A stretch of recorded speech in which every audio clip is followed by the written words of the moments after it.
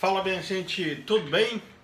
Aí vamos para mais um vídeo do nosso canal.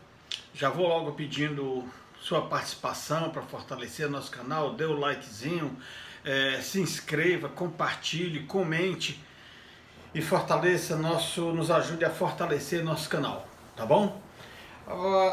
Vocês repararam como a imprensa nacional se virou contra o Lula? Tivemos, por conta das suas falas a respeito lá de querer a paz. Entendam só, o Lula quer a paz. O Lula se recusou a vender munição para ser usada contra a Rússia. Vender munição para a Ucrânia, para a Alemanha, e a Alemanha fornecia para a Ucrânia. Ele se recusou, porque ele é pela paz, o Lula é pela paz, o Brasil tem uma tradição de ser pela paz. E simplesmente foi desde então está sendo muito criticado. E pela fala dele com relação a ter recebido o Sergei Lavrov, e ainda não ter falado, se posicionando com o Zelensky,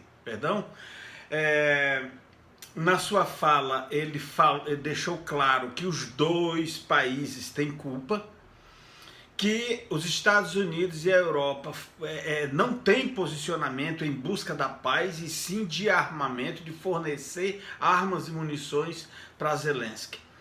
Essa situação, essa fala do Lula não é uma opinião dele, é fato, é fato.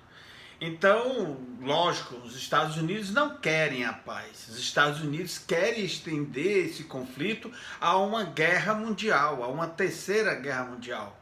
Porque é o único caminho, é a única chance que os Estados Unidos têm de manter sua hegemonia econômica. Ele quer pegar a OTAN, empurrar para o leste europeu, rumo à Rússia, atacar a Rússia, enfraquecer a Rússia e, quando esta estiver enfraquecida, atacar a China. E o argumento para atacar a Rússia está sendo essa guerra muito bem planejada para acontecer pelos Estados Unidos e seus aliados, a guerra da Ucrânia. Esse é o argumento que os Estados Unidos têm e seus aliados para manterem essa guerra. Ninguém sugere um cessar-fogo, ninguém sugere uma paz, uma solução para o fim da guerra. Todo mundo sugere que a Rússia tem que ir embora, a Ucrânia continuar com a sua rotina e colocar as bases da OTAN em seu território, que ali fica alguns quilômetros para atacar Moscou, para atingir Moscou, para atingir o centro da Rússia, o centro administrativo, militar, etc. da Rússia, certo? Essa, na verdade, é a estratégia norte-americana. E os veículos de comunicação disseram, desde ontem estão dizendo, porque o Lula falou da Ucrânia, que a Ucrânia está errada, e ontem ele falou que a Rússia também está errada. Ele já, desde o início, ele vem falando dessa forma, só que ele citou que a Rússia também está errada porque invadiu alguns territórios que põem em xeque se são ou não, se põe em dúvida, na verdade, se são ou não de direito da Rússia. A Crimeia sempre foi território russo, a Crimeia.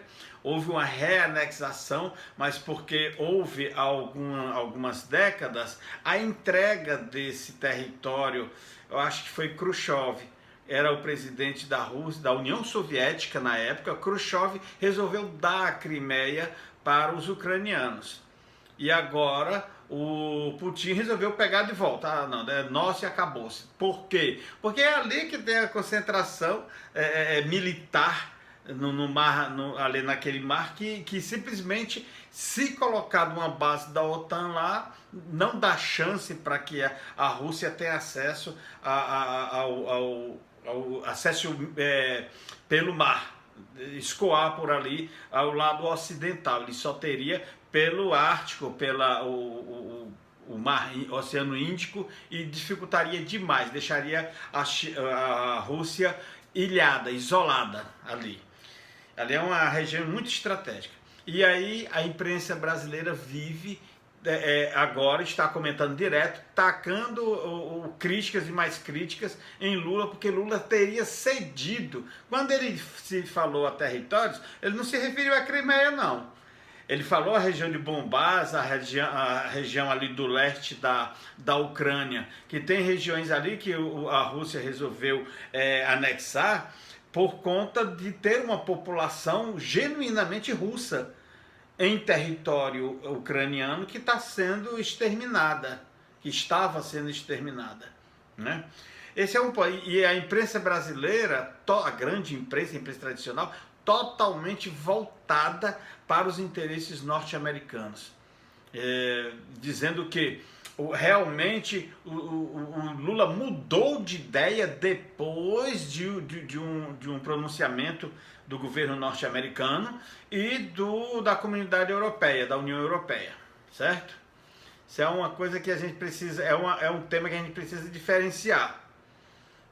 Acompanha aí os próximos capítulos dessa história, dessa situação que está acontecendo aí, que o Lula vem se envolvendo. O Lula fala em paz. Paz não interessa para o Ocidente. Paz é o mesmo que reconhecer a derrota no cenário comercial global para a China.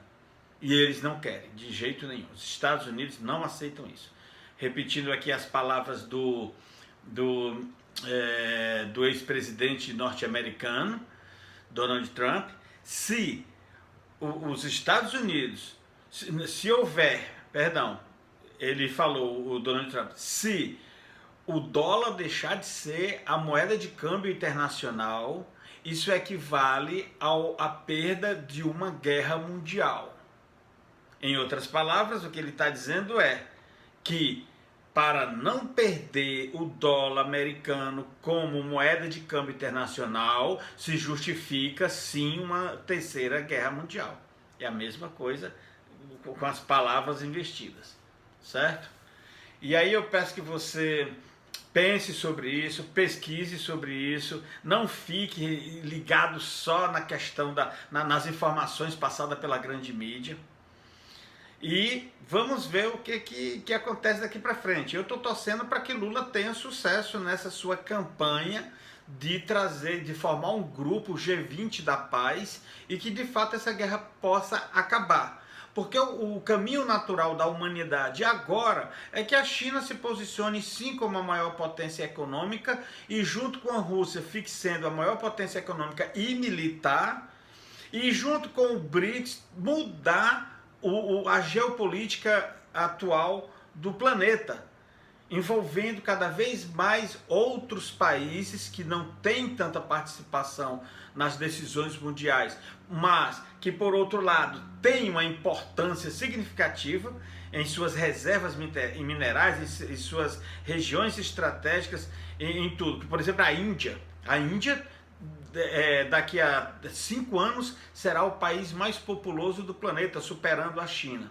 O Brasil sempre foi, e por muito tempo ainda será, um dos países com as maiores reservas minerais do planeta. Tem muita coisa para ser explorado no Brasil. Nós temos a maior biodiversidade do planeta, e isso para a indústria farmacêutica, para a indústria química do modo geral e bioquímica de um modo geral, é uma riqueza, a riqueza desse século, com a nanotecnologia, que computações, programas de computação avançadíssimo, certo?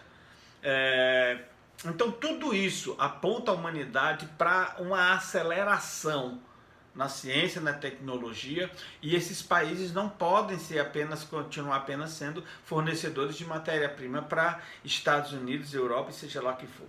Nós temos que participar efetivamente desse momento onde nós temos mais uma vez a oportunidade de inserir o Brasil num cenário com uma importância maior no cenário global, seja ele econômico, seja ele estratégico, seja ele cultural, militar até. Nós precisamos sim reforçar, mas nós não temos essa tradição, mas de qualquer forma é isso.